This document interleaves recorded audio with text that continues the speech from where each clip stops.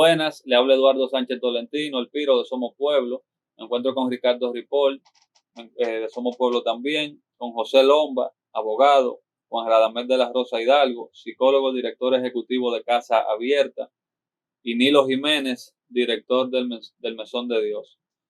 La intención que tenemos es iniciar una serie de foros con personalidades y profesionales, tanto en el área legal como en el área de la salud mental y de la salud, así como figura pública y entes de la sociedad civil, para tratar el tema de la despenalización del consumo de drogas a nivel individual. El día de hoy iniciaremos un breve conversatorio con el cual pretendemos sensibilizar a la opinión pública y a la ciudadanía sobre este tema. Seguimos con los participantes para que cada uno se presente, empezando por mi lado derecho. Sí, yo soy Ricardo Ripoll, como bien dijo Piro, de Somos Pueblo, pero también soy un adicto en recuperación y vengo a participar en este foro, en esta iniciativa, desde el lado del adicto en recuperación y las dificultades que tiene para integrarse productivamente a la sociedad, luego de ser marcado por la sociedad. Gracias. Radamés de la Rosa, director ejecutivo de Casa Abierta. Soy psicólogo de profesión y llevo ya más de 30 años bregando con el tema de las adicciones y la prevención desde la institución que dirijo, que es Casa Abierta. Muchas gracias. Yo soy José Rafael Lomba, abogado. Vengo en representación de Refugio Mi Querencia. Vengo también como adicto en recuperación. Estoy sangrando por la herida, ¿verdad? Y entiendo, y mi participación aquí es porque yo quiero que las personas tengan la oportunidad que yo tuve de poder entrar en un programa de recuperación. Gracias. Mi nombre es Nilo Mercedes, director de Mesón de Dios. Llevamos varios años trabajando el tema de la despenalización en el sentido de impulsar, tratar el tema, visibilizarlo, con tal de que se pueda lograr cambios importantes en nuestro país a fin de que temas de derechos humanos y de salud pública sean aplicados a las personas que consumen drogas y que dejen de ser tratados como delincuentes. Muchas gracias. A nosotros nos interesa que la opinión pública conozca un proyecto que ustedes nos han presentado, que nos interesa debatir, el cual tiene tiempo trabajándose, que busca despenalizar al adicto, digamos, que es una persona enferma. O sea, consumir droga no te hace un delincuente.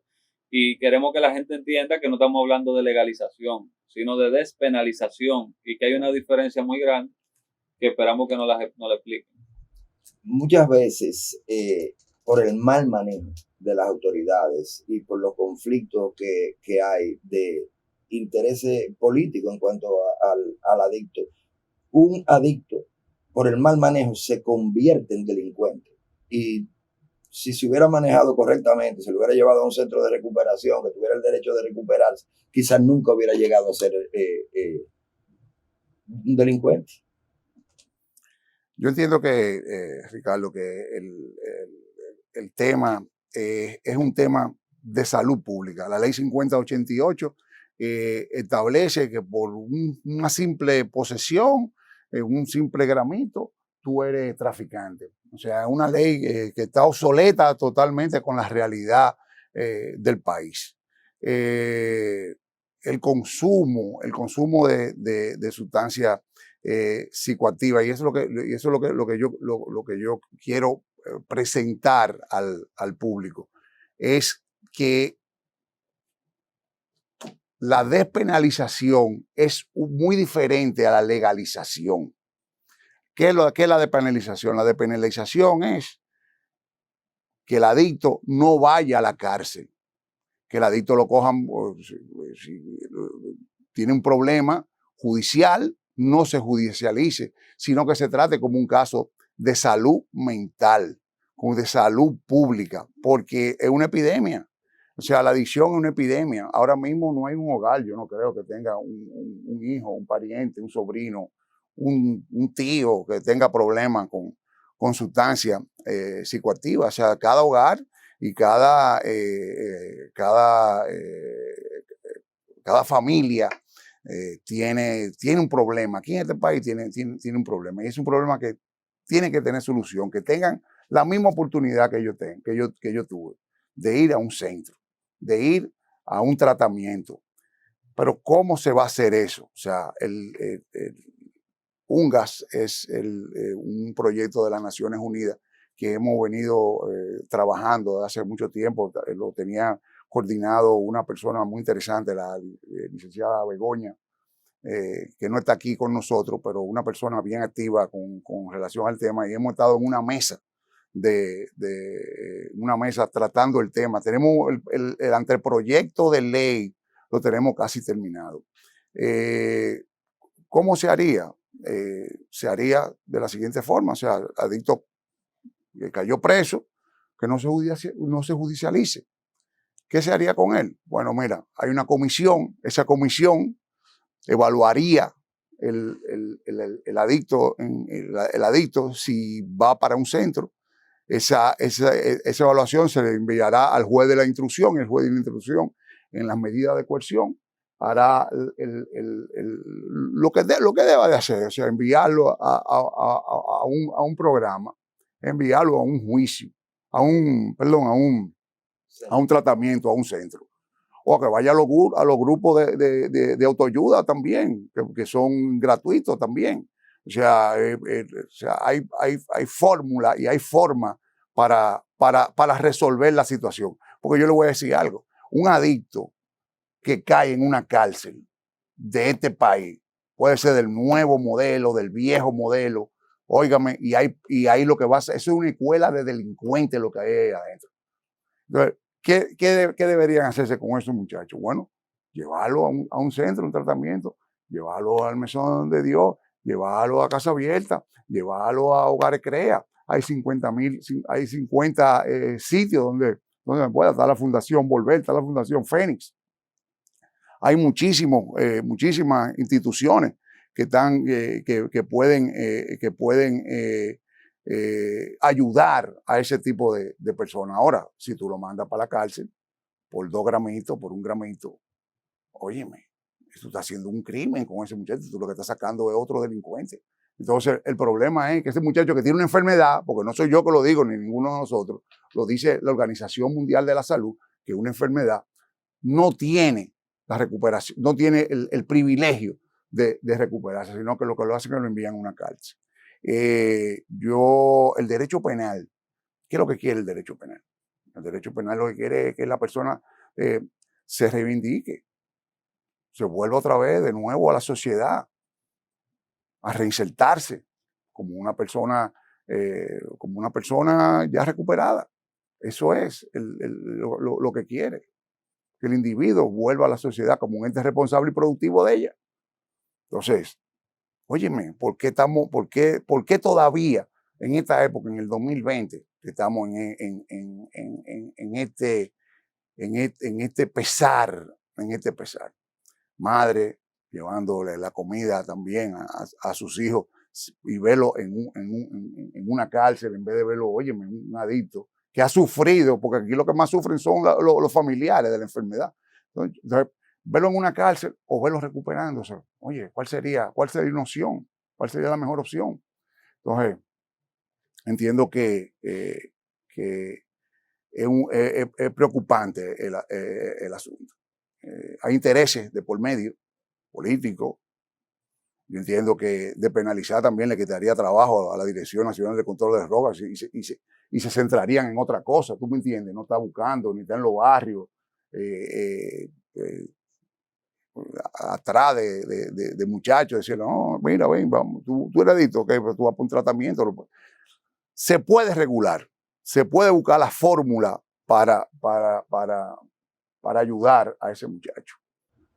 ¿Ustedes tienen previsto quién conformaría esa comisión de evaluación al enfermo, al adicto en este caso? Pero eso está en debate todavía. En el propio documento no hemos todavía acordado lo de esa comisión.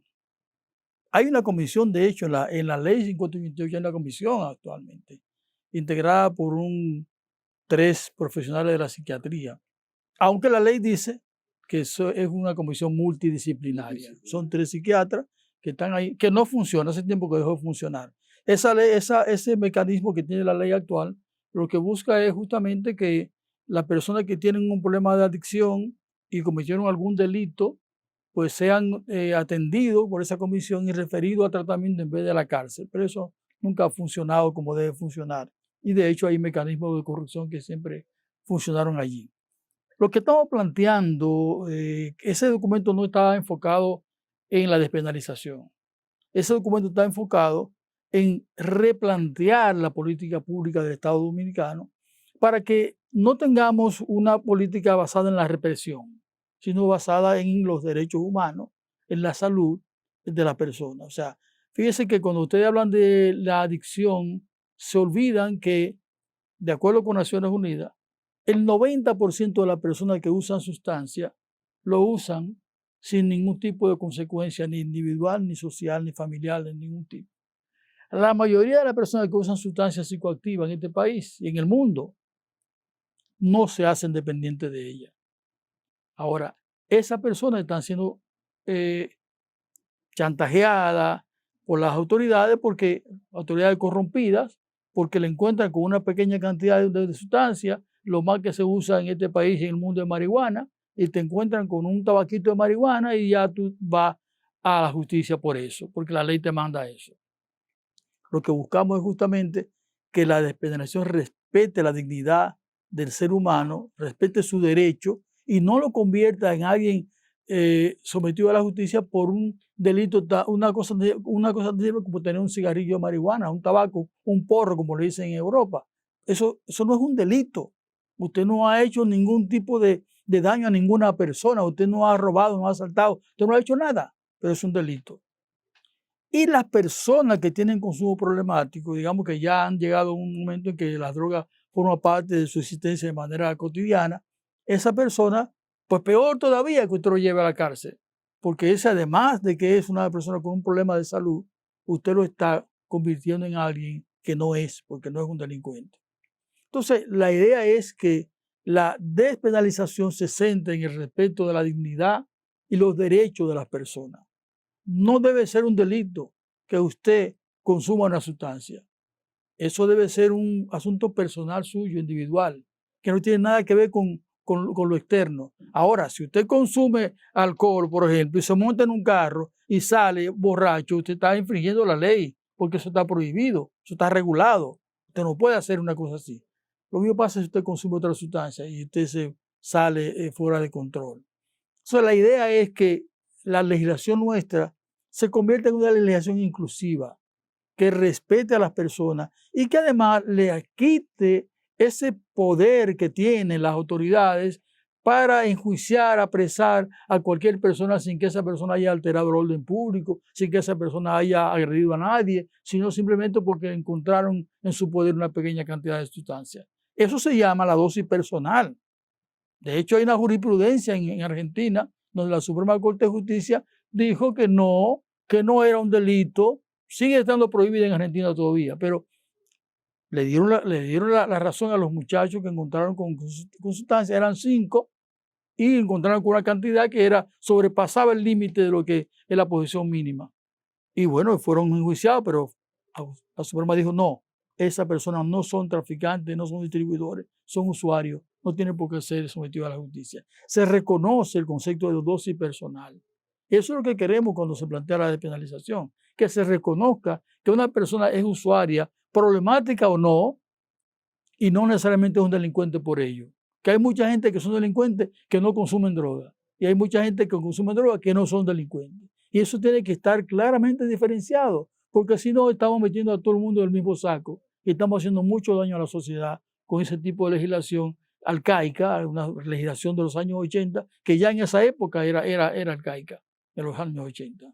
En países como el nuestro, donde hay una policía corrupta también, muchas veces se utiliza ese elemento para personas que quieren hacerle daño, que quizás nunca han consumido. Y como no han delinquido, lo que le ponen es un tabaco o un gramo para llevarlo a la cárcel y lo marcan de por vida.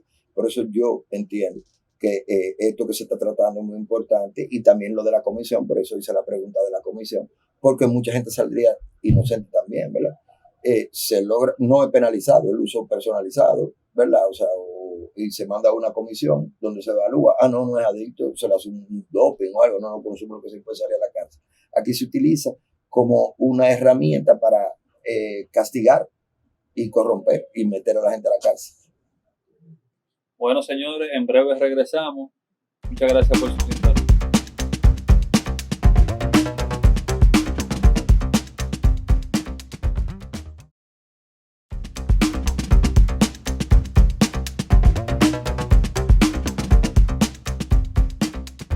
Buenas, estamos de vuelta aquí en el foro sobre la despenalización del consumo de droga individual, transmitido por RNN 27 y Somos Pueblo TV en YouTube. Nilo Mercedes, director del Mesón de Dios, nos interesa saber su punto de vista y su experiencia con este tema.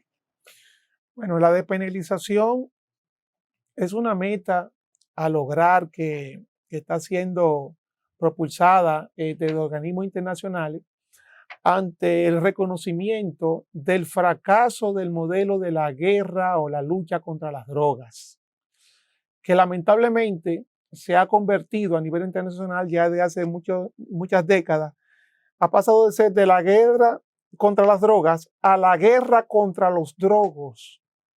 Le han cambiado completamente el enfoque y se ha convertido en un nicho para que el narcotráfico, la corrupción y la impunidad puedan tener un bajadero para justificar que se está luchando contra las drogas, cuando en realidad el tema de la venta de las drogas, hay militares, hay cuerpos policiales, hay políticos, hay empresarios, hay todo un gran entramado detrás del negocio, y como justificación de que se está luchando, se vive maltratando al consumidor. Entonces el consumidor, el usuario de drogas, que es un enfermo, según la OMS, y es una enfermedad del cerebro, está siendo usado como carne de cañón.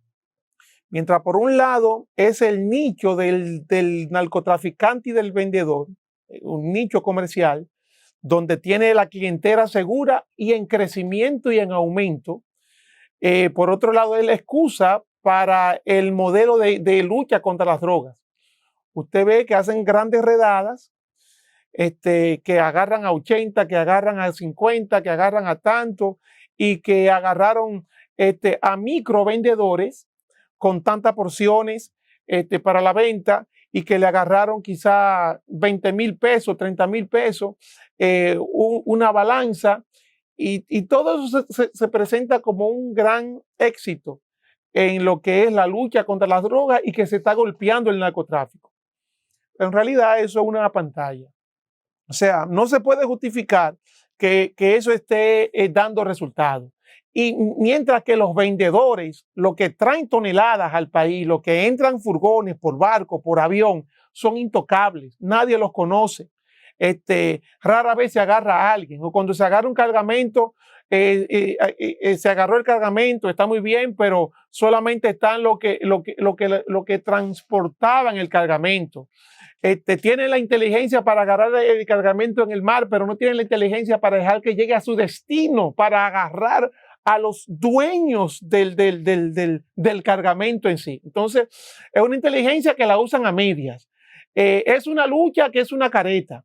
Mientras que el usuario de drogas, que es la víctima genuina y real aquí, y sus familias y la sociedad ya colateralmente también, entonces es usado como el responsable, como el culpable. Entonces la despenalización busca rescatar el derecho que tiene esa persona como ciudadano de un país a tener una vida, a recibir salud, a no recibir cárcel por una enfermedad. Esta es la situación más complicada. Mientras la OMS dice que la adicción, el consumo de drogas, es una enfermedad del cerebro comprobada, entonces es una enfermedad que en muchos países la solución que le dan es cárcel, es marginación, porque desde que se habla de que está violando la ley y que por lo tanto va preso porque consume la sustancia, entonces ya lo convierten en un delincuente. Quiera si o no, esa es la etiqueta que le van a poner. Y como delincuente se le va a dificultar conseguir trabajo, se le va a dificultar hasta el tema de los estudios. Cuando va a un centro de salud, como están frente a un delincuente, y por su aspecto físico se dan cuenta los proveedores de salud que están frente a un adicto, lo normal, lo que casi siempre sucede es, llamen a seguridad, que este tecato lo más que me puede es robar el celular. O sea, sáquenmelo de aquí. Y si le van a dar un servicio, como ven que están frente a un adicto a droga, entonces por un tema ya de rechazo, de estigma y discriminación, el tipo de salud que le dan es o una diclofenac, un dolorcito, o una ampicilina, tómate esto, inyectémosle aquello y despachémoslo. Se le dan un por encimita, no le dan el servicio de salud que necesita ese ser humano que está frente a ellos, porque ese ser humano resulta que es un drogadicto. Y como drogadicto hay que tratarlo. Maltrato, rechazo, estigma y discriminación. La despenalización busca revertir todo eso.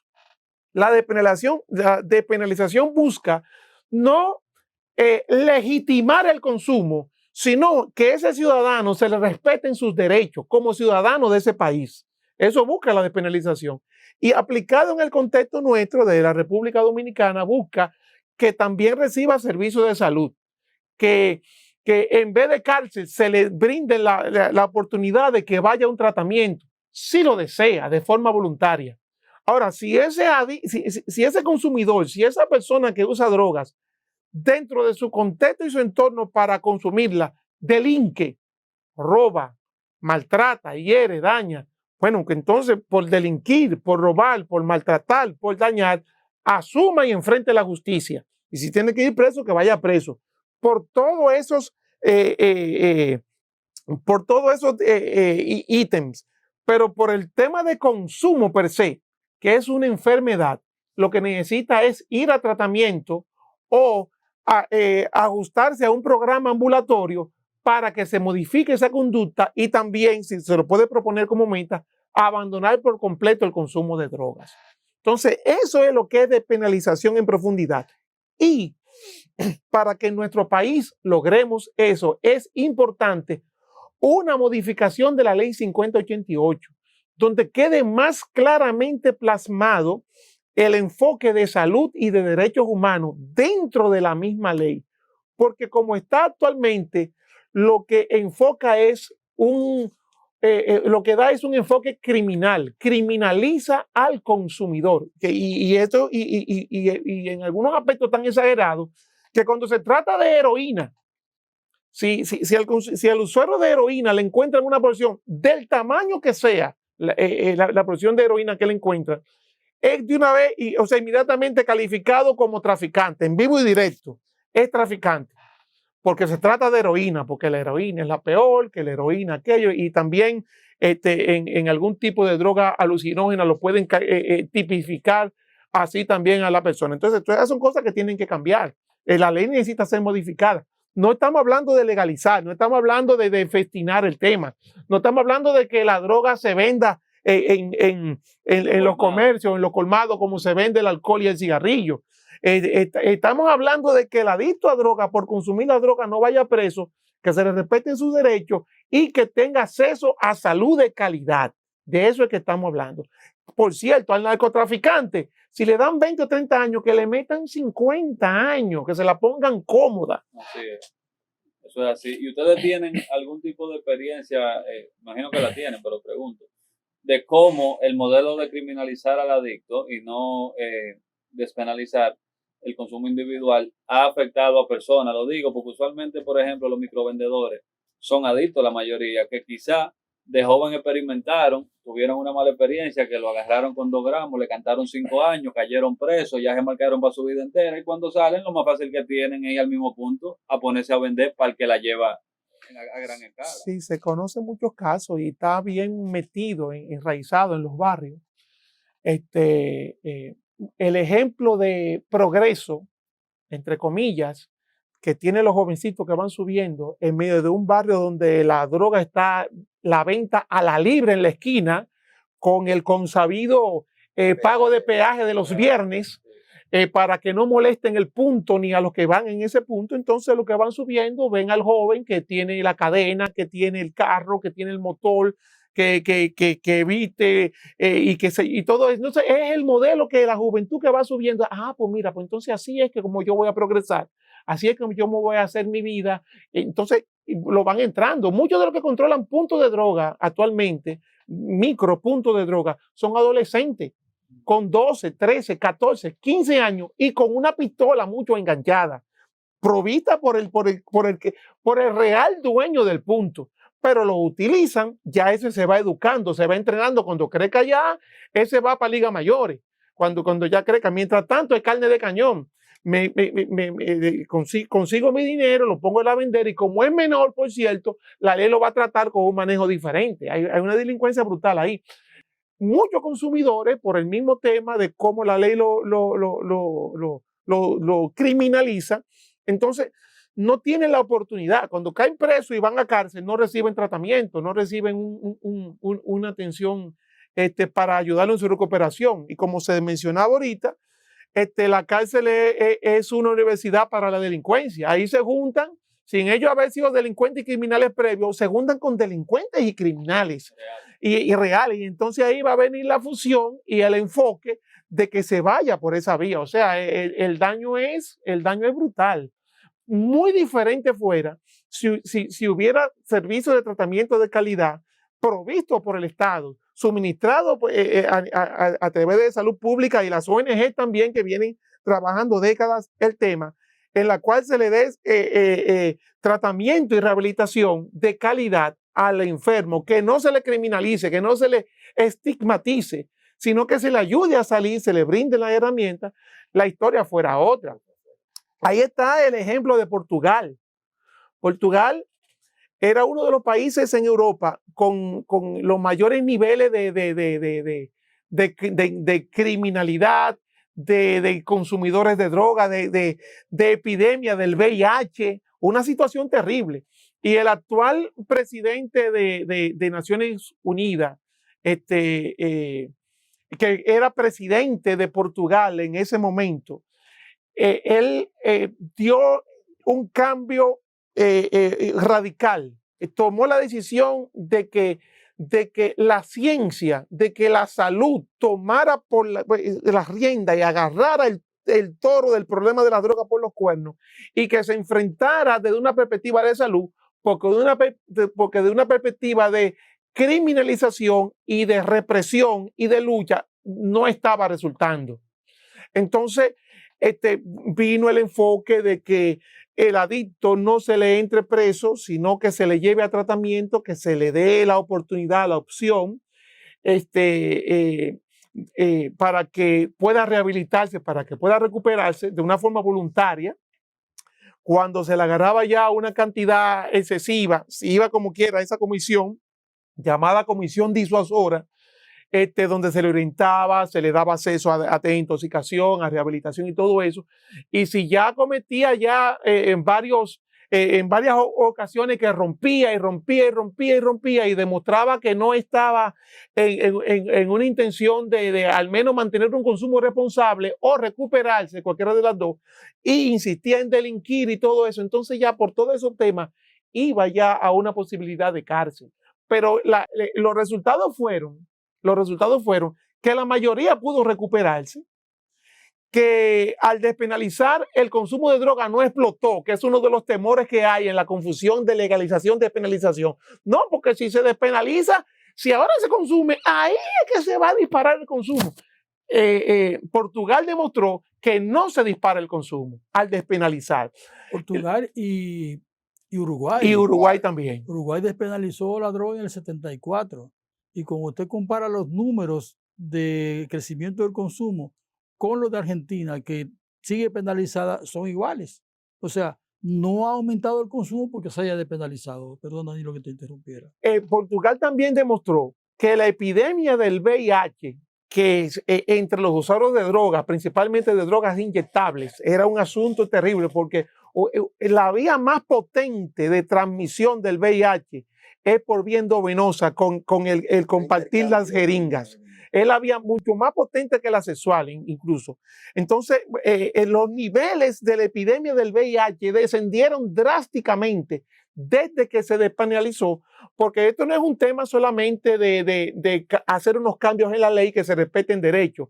Y a nivel de salud, no es solamente que se brinde servicios de tratamiento. También ahí entra el enfoque de las intervenciones de reducción de daño, de alcance comunitario del usuario de droga y llevarle los servicios de salud básicos y de prevención de la transmisión del VIH ahí en el callejón, ahí en la casa de consumo, ahí en el punto donde se encuentran, sin estigma, sin rechazo, sin discriminación, sin acusación, sin maltrato, sino tratándolo como un ser humano digno que tiene una enfermedad y que estamos trabajando para que se recupere.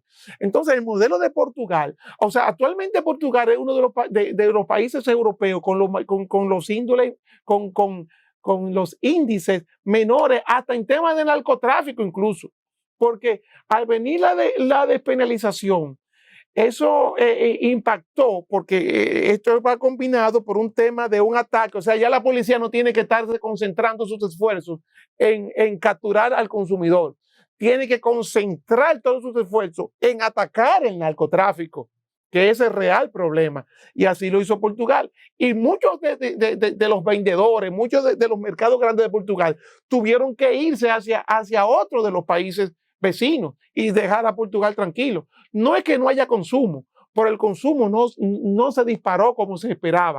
Está regulado. Los niveles de VIH a nivel de transmisión de usuarios de droga se fueron al suelo. Todo eso producto de cambiar el enfoque criminalista hacia el usuario a un enfoque de despenalización, de respeto y de salud. La reducción de daño, ¿qué te entiendes? ¿Qué pasaría aquí? ¿Cuál sería el tema? Supongamos que depenalicen. Bueno, la reducción de daño es un brazo, una estrategia de intervención de salud entre los usuarios de drogas, principalmente de drogas inyectables, pero también abierto a otro tipo de drogas.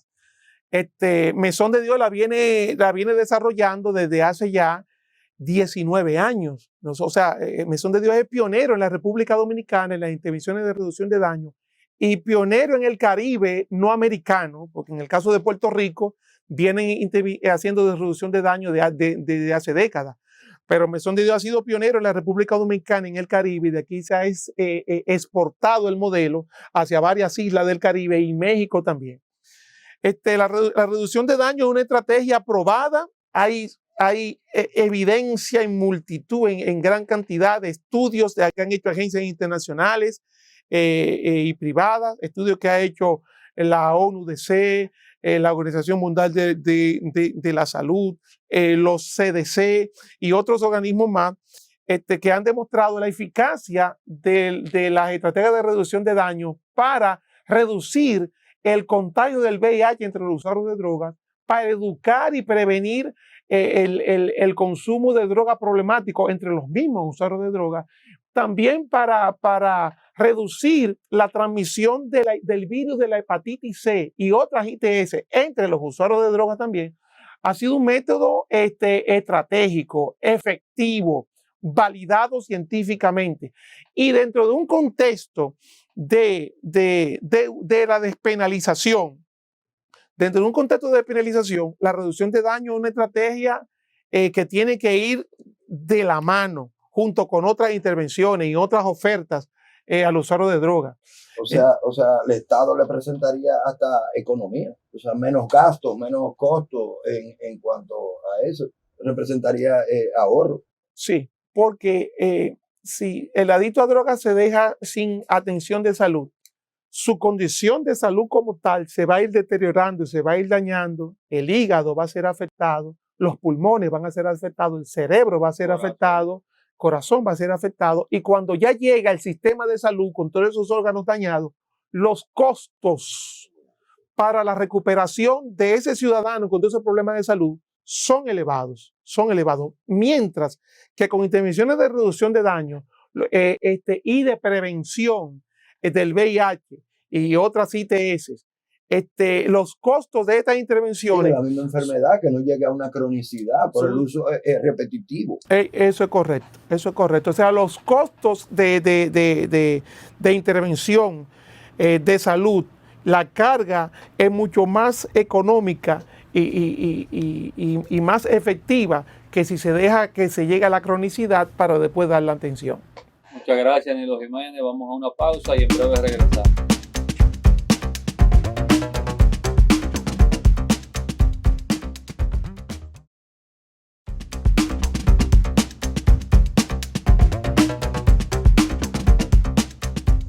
Sí, ya estamos de vuelta en este segmento, transmitido a través de RNN 27 y Somos Pueblo TV.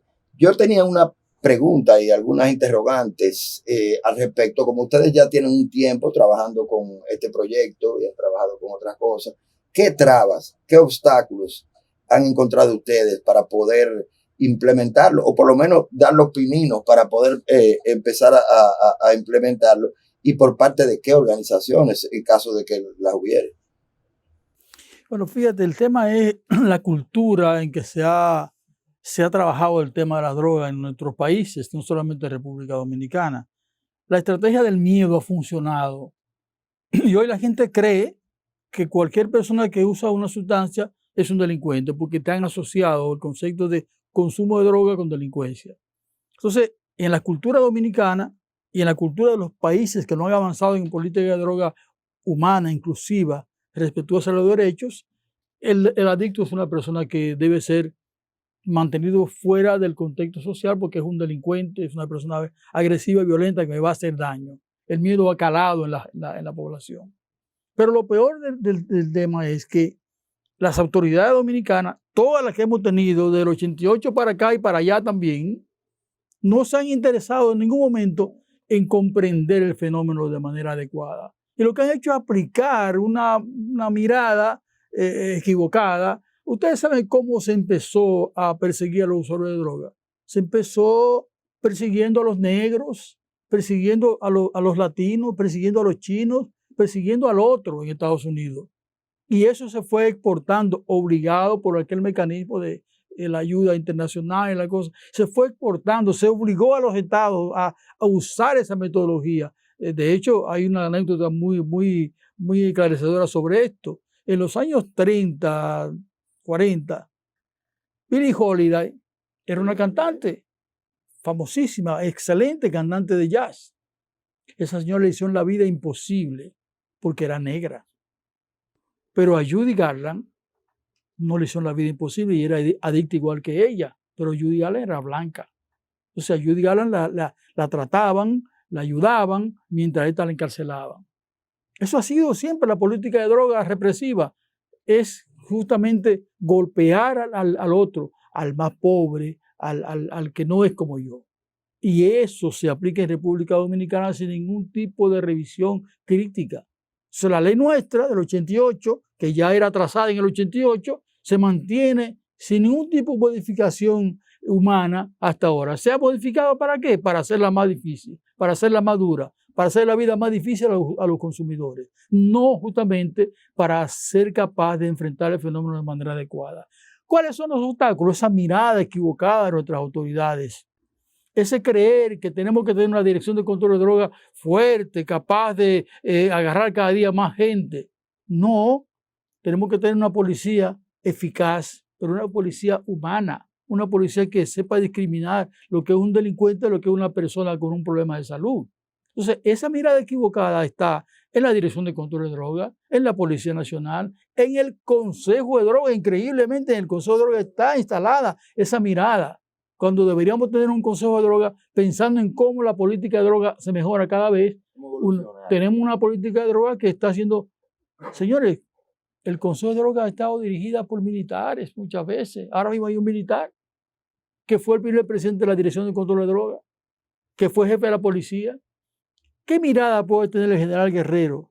Una persona que yo tengo una relación con él hasta hace poco positiva, pero ¿qué mirada puede tener un general de la policía que ha sido de la DNCD, que ha sido de la policía, del tema droga?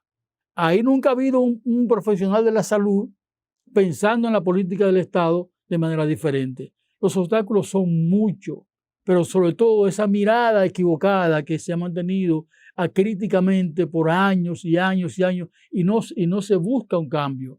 Yo creo que el esfuerzo que estamos haciendo una serie de entidades para que este proyecto que hemos elaborado junto con las entidades del Estado ahí, con organismos internacionales, llegue al Congreso y se convierta en una nueva ley. No una modificación de la ley 5088, no, una nueva ley pensada desde los seres humanos, desde los derechos, desde la dignidad, desde la sociedad como tal. Una política pública hecha desde República Dominicana, no copiando los modelos norteamericanos que han sido negativos, copiando lo que ha sido bueno y sacando lo que ha sido malo para llegar a tener una política de drogas realmente eficaz, que no criminalice, que no discrimine a las personas por usuarios de drogas, sino que lo pueda atender en sus necesidades de manera más adecuada. Usted sabe que usted me acaba de traer algo a la mente cuando dijo lo de que podía traer Guerrero a esa mesa porque no conoce lo que es el tema de la droga. Yo digo que también inclusive eso sucede porque lo he vivido de experiencia propia, hasta con profesionales de la salud que no dominan ni conocen el tema de la adicción. Entonces no saben cómo manejarlo, porque lo desconocen. No es que sean malos profesionales, no es que sean buenos profesionales, sino que están ajenos a lo que es la enfermedad de la adicción.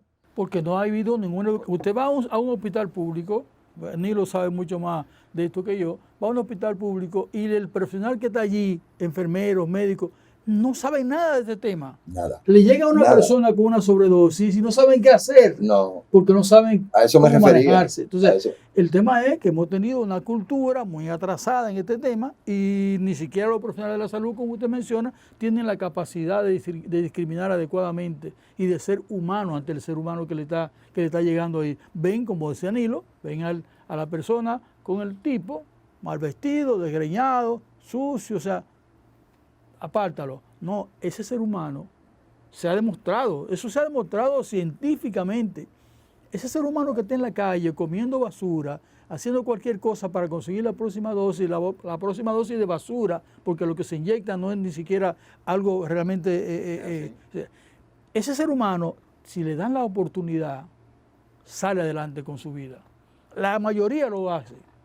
La mayoría de las personas que reciben atención humana salen del problema, pero eso usted no lo va a encontrar que va a ser avalado por ninguna autoridad. La autoridad quiere gente presa, ni lo planteaba, quiere gente presa porque los números hay que ponerlos. Estamos haciendo una buena labor. Mientras más gente presa... O hay intereses más oscuros. Sí, claro. Vamos a hablar claro. Hay intereses más oscuros. Pueden haber intereses más oscuros. Ahora, señores, así como... Esos puntos de droga, ¿tú crees que la manejan solo nosotros hicimos una investigación hace unos años con la antropóloga Tajira Vargas, con muchachos de Guaricano, y esa investigación mostró lo que hemos dicho después nosotros, cada vez que tenemos una cámara al frente, hemos dicho... Los puntos de droga no son lugares ocultos, no son lugares clandestinos, son lugares públicos porque pagan un peaje a autoridades corrompidas. Los puntos de droga no funcionan en los barrios, en las comunidades, como algo que nadie conoce. Todo el mundo lo conoce y todo el mundo ve quién va a hacer el delivery o quién va a buscar el peaje, que son autoridades corrompidas. Eso está demostrado. Aparte de que hay puntos que son de autoridades. Porque también. Yo lo he vivido, lo he visto y he estado en casos donde yo he visto puntos de coronel. No, y ellos ponen a la gente a vender. Muchas veces hasta lo extorsionan, lo amenazan de que si no le ponen la misma droga que le dan. Pero fíjate, una vez estaba yo en una conferencia en San Juan de la Bogana, mi pueblo, y llegó un muchacho y me sacó una cajetilla de semilla de marihuana y me la tiró en el escritorio. Y pues, muchacho, ¿cómo tú vas a caer? Pero dice, no, eso me lo acaba de dar prestado porque yo lo mostraba el jefe narcótico de aquí. ¿Por qué? Porque él, cuando agarra un grupo de personas con droga, esos van a pagar o van a ir presos. Y lo que yo incauto va a ser redistribuido por mi propia red que tengo para eso. Claro. Eso está pasando. Eso que tú mencionas, eso está pasando. Incluso muchos de los que caen presos son de los que no están en la lista del pago de peaje a las autoridades. Sí. Y como están de forma aislada, entonces esos son los que agarran, publican, estamos trabajando y aquí está este cogido. O que dejaron de pagar. La venta. O dejaron de pagar el peaje, o lo dejaron de pagar también. ¿No vieron el caso de la barbería? De Villarriba. Sí. Ahora hay un lío, hoy hay un lío allá con eso. y con una fiscal y una cosa. Me recibí de allá, me fue, yo tengo que pasarte la Eso pone en evidencia que no es un tema sencillo como despenalizar, es un tema de una legislación mucho más completa, que toma en cuenta que si no contenemos, si no erradicamos la corrupción de la política nacional, no solamente en tema de droga, en todos los niveles de este país, no vamos a avanzar. Es un lastre muy grande para todos. O sea, yo digo que así como la tecnología ha ido avanzando como una bola de nieve, o sea, en los últimos 20, 30 años, que es cuando se promulga la ley 5088, así ha ido avanzando el conocimiento sobre la enfermedad de la adicción, que es una enfermedad relativamente nueva, y también los adelantos de salud. Y nosotros estamos legislando con una ley que fue obsoleta en su momento, pero es una ley del siglo pasado. O sea, si aquí se tuviera sentido común, se revisara, porque señores, estamos en el 2020. Y ya la ciencia ha arrojado muchos resultados en base a experiencia vivida, conocimiento, porque la enfermedad de la adicción es una enfermedad relativamente nueva, el conocimiento de ella y el tratamiento. Entonces yo entiendo que lo prudente y sensato por parte de las autoridades es que oigan a profesionales que estén empapados en el tema de lo que es la adicción y su consumo y se dejen llevar, o sea, se dejen orientar y nos actualicemos, nos pongamos a la fecha, porque es que así no podemos seguir como... Ricardo, dentro del Consejo hay psiquiatras que conocen el tema, igual que lo conocemos toditos, y no han podido resolver con el asunto. Nosotros lo sabemos. Los intereses. sí, a mí me han dicho, presidente del Consejo de Droga, no, yo entiendo lo que tú planteas, pero yo no puedo ir contra la política del Estado. Y yo digo, pero usted que entraste a la política Claro, del de Estado. droga, claro. O sea, si usted ve que esto tiene valor. Y eso fue... Mira, ¿Eso fue la pasada administración o este gobierno? No, eso viene por, eso es No, una porque trayectoria de todavía hace mucho tiempo. Se mantiene la misma presidencia se mantiene igual luego del cambio de gobierno. Nosotros Ok. creemos como entidad que Sí, pero trabaja las el políticas tema. estatales no conocen este tipo de proyectos, ¿verdad? Que quizás uno pudiera ventilarlo con nuevas autoridades, a ver qué tal. Porque No, uno eso es justamente Eso es lo que estamos hay que buscando. hacer, porque nosotros entendemos que este país ha estado gobernado por muchos años por los sectores más conservadores. Eso está demostrado. Esta gente que dice que son de otra mirada, que dice que son liberales, que son otra cosa, tienen que demostrarlo. Claro, es con acciones, yo no Tienen creo que en votar. palabras, es con hechos. Y con este tema tienen un desafío muy grande. No pueden seguir aplicando la misma política de los anteriores, porque le vamos a decir, pero ustedes, ¿cuál cambio que ustedes me están hablando?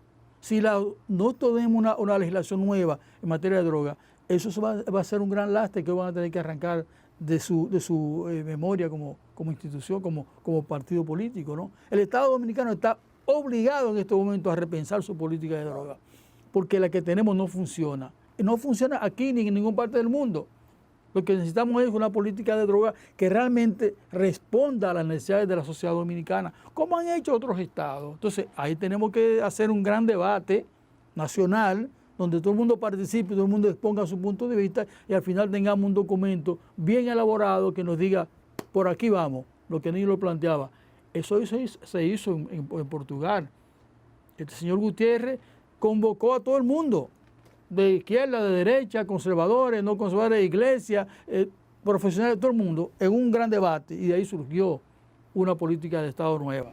Y mira, hubo algo interesante en la última reunión de la mesa, y Nilo estaba, habían unos representantes del Ministerio Público muy abiertos, muy abiertos, y entendían que era un asunto de salud pública, no era un asunto de judicializar un expediente, ¿tú me entiendes? O sea, le dan ese trato, pero tienen la mano atada, porque ¿qué es lo que tienen? Tienen una ley que hay que cumplirla, que está vigente, y que como quiera, ellos han tratado de suavizarla, pero no han podido. ¿Qué No ustedes han podido. entienden que es necesario para poder llegar a esa modificación de esa ley 5088? Lo que dice Radamés, o sea, hay un consenso, tenemos que sentarnos. Pero para lograr ese consenso, yo creo que hay que empezar un movimiento con cierto apoyo ciudadano, o sea, que se vea que hay grandes sectores de la sociedad que realmente están pidiendo a gritos esa modificación. Exacto. Pero tenemos que concientizar primero a la ciudadanía, que nosotros no estamos hablando de legalizar nada. Jamás. Yo Nosotros soy antidroga y antinarcotráfico completamente, nosotros, 100%. o sea, yo estoy de acuerdo que a los traficantes les suban la La pena suban, 50 años. Yo también. ¿Me entiendes? Porque, óyeme, 1 kilo de droga, el daño que hace a la No, eso es sociedad, incalculable. no, es incalculable. Una madre llorando. Moral, espiritual, económico, física, físico, mental. No, Eso es veneno. Eso es veneno, es una señor, cosa eso es increíble. veneno. Es una cosa increíble. O sea, pero yo entiendo que el caso de llevar esto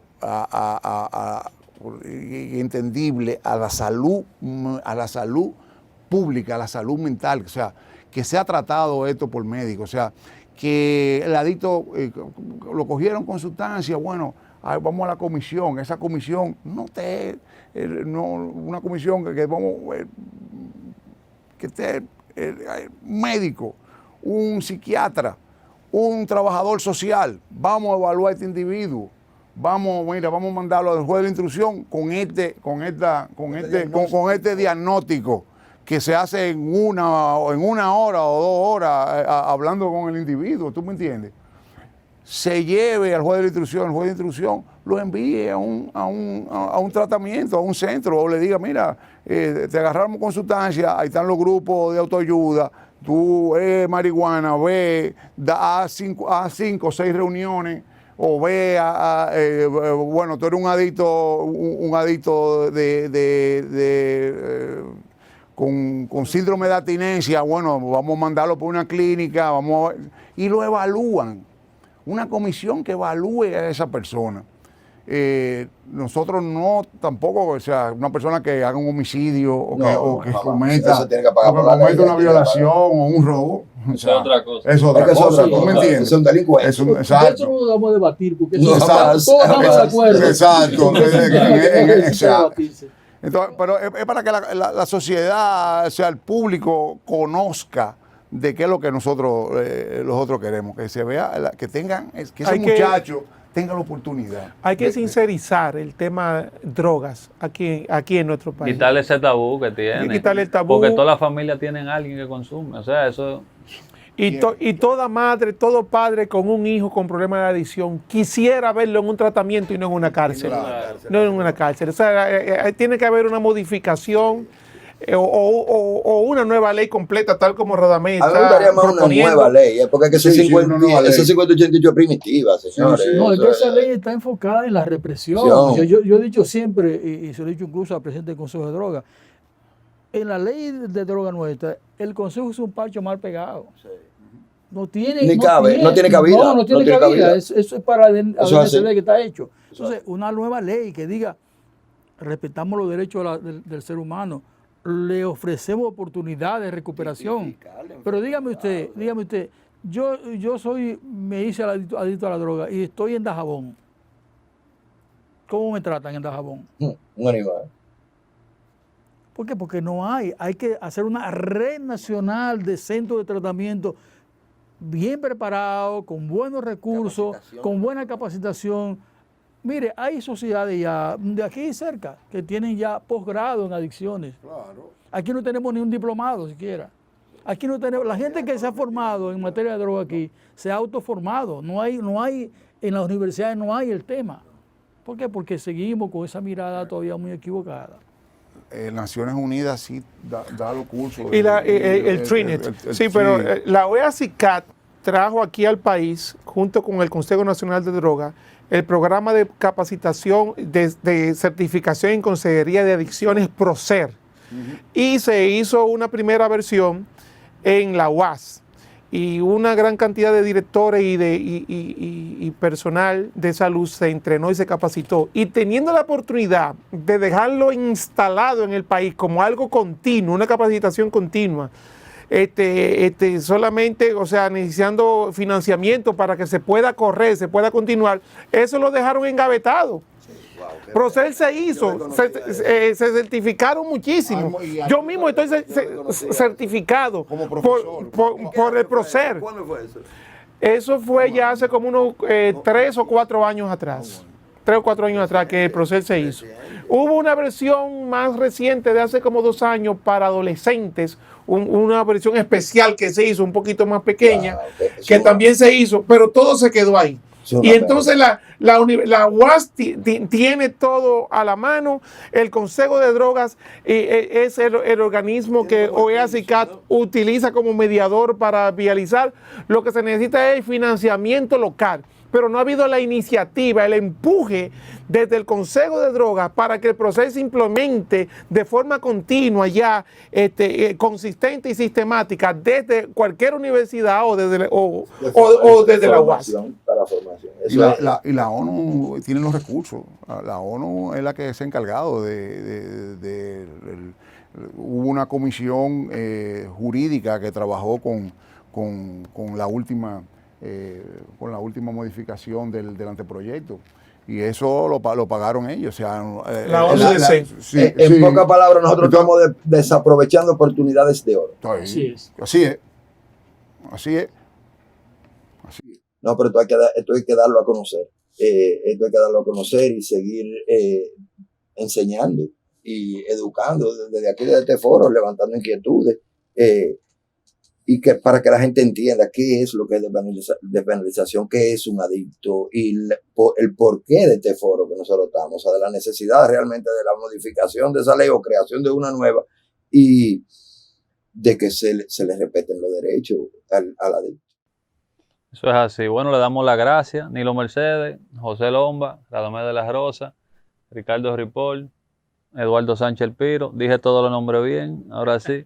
Y estaremos aquí semanalmente discutiendo este tema con la intención de que la opinión pública conozca lo importante que es despenalizar al adicto, que el adicto es una persona enferma, que no es un criminal, que no debe criminalizarse, que es algo que se necesita en la sociedad, que esta ley nos afecta a todos, a las amas de casa, a toda la familia. No hay una familia, señores, que no tenga un adicto. No hay una madre que no quiera ver a su hijo en recuperación en vez de en una cárcel si tiene problemas con drogas. Y no se debe tronchar la vida de un joven o de un adulto por consumir drogas si lo está haciendo de manera individual y sin cometer ningún crimen. La adicción es una enfermedad, así la cataloga la Organización Mundial de la Salud. Muchos se han podido recuperar, otros no han podido, pero todos merecen la oportunidad. No se debe de criminalizar algo que no es un crimen. Y seguimos, muchas gracias.